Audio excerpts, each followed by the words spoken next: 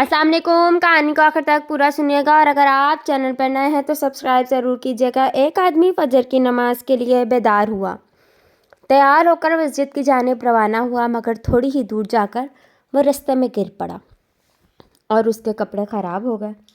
वो उठा और घर वापस आकर कपड़े बदले और दोबारा मस्जिद की जानिब रवाना हुआ, लेकिन वो दोबारा गिर पड़ा, ठीक उसी जगह पर। मगर वो फिर उठा और वापस जाकर फिर से लिबास तब्दील करके मस्जिद की जानिब चल पड़ा। तीसरी दफ़ा उसे रास्ते में एक आदमी लालटेन पकड़ा मिला। पहले आदमी ने लालटेन वाले आदमी से उसकी शनाख्त मालूम की तो वो बोला कि मैंने आपको 2 मरतबा उस जगह पर गिरते हुए देखा था, तो मैं लालटेन ने आया ताकि आपके लिए रोशनी कर सकूं। पहले आदमी ने उसका शुक्रिया अदा किया और दोनों मस्जिद की जानिब रवाना हुए। जब वो मस्जिद पहुंचे तो पहले आदमी ने रोशनी करने वाले आदमी से नमाज का पूछा तो उसने इनकार किया। पहले आदमी ने कई बार पूछा, मगर हर बार लालटेन वाले आदमी का जवाब इनकार में मिलता।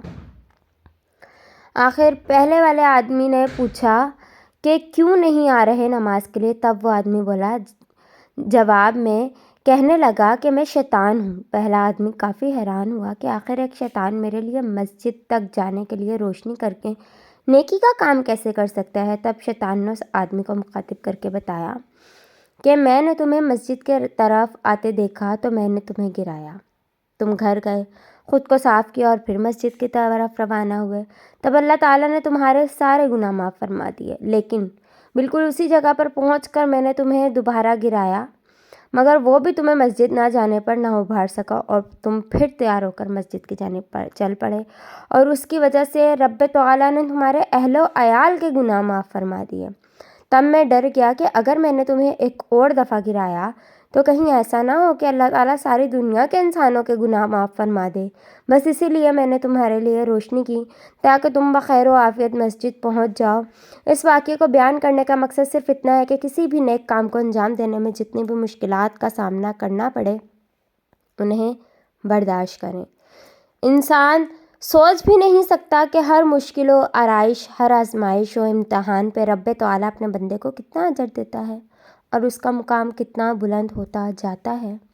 जैसा कि फरमाया गया है कि रब्बे तआला अपने महबूब बंदों को ही आजमाइश में डालता है ताकि उसका मुकाम व मर्तबा मज़ीद बुलंद हो सके। किसी भी अच्छे और नेक काम को छोटा ना समझिए कि एक इंसान उसकी कीमत का अंदाज़ा नहीं लगा सकता। अल्लाह हम सबका हामी व नासिर हो। आमीन या रब्बुल आलमीन। अल्लाह हाफिज़।